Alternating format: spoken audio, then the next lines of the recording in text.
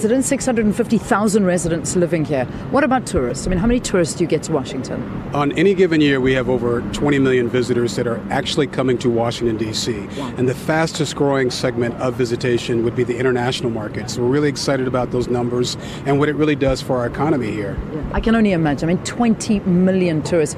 This is an economy spinner of note. I mean, what does it do for the economy of Washington? Well, for Washington, D.C., just the tourism spend alone is nearly $6.2 billion.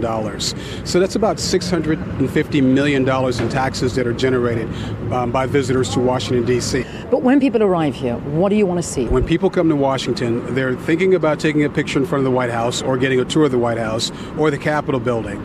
Clearly, they're wanting to see monuments, memorials, and museums. And the one thing about Washington is that there are 16 museums in the city that are free. Should we start this tour? Because we're going on a hop-on, hop-off bus. I guess the key thing with Destination DC and our website, washington.org, is you'll find all the things in which you're going to experience today. Your visitors or potential visitors from South Africa and from Ghana will be able to experience in the future coming to the United States.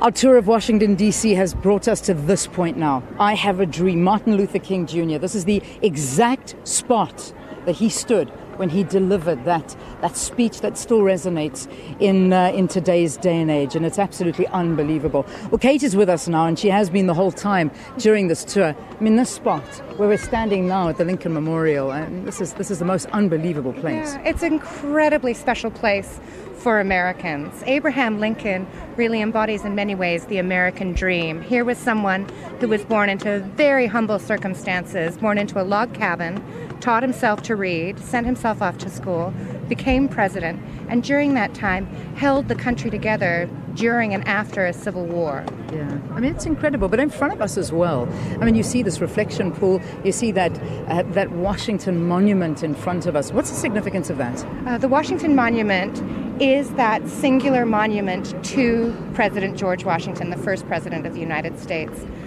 He was a Mason, so it's 550 feet tall. You talk about significance. You were also talking about the hands of Lincoln and the fact that he very well may be doing sign language sitting there. That's right. There is some speculation that he's signing A and L with his hands as he sits in that chair. But there's always been myths around Lincoln and certainly around George Washington as well. As you can see, we've got so many people around us, and it really becomes part of an opportunity to make an American pilgrimage rather than going to a church or a shrine of some sort, this ideal center of democracy. And that memorial that we saw of Martin Luther King, what's so significant, as you were saying, it's the first time ever that a memorial has been erected here in the capital of a non-president. Yes, it's the only memorial on the National Mall dedicated to a citizen and not a citizen president.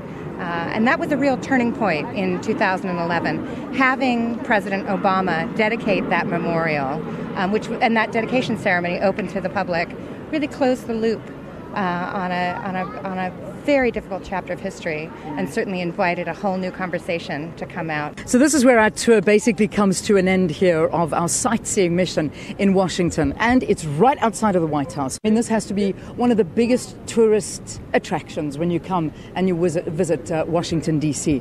And it's actually quite amazing to look at it in real life as opposed to just on television. On television, it looks like this massive, imposing structure, but when you see it in real life, it's really not that big, but it still has got so much history. Over 200 years old, this particular White House, and all the offices are in there, the residence is in there, so there's so much that takes place there, and it's just wonderful to have a look at it. In fact, if you look behind me, there's actually the Secret Service right now. That's who protects the President of the United States of America. Well, let's leave it there for now, and that's us. I've always wanted to say it, reporting live from Washington, D.C.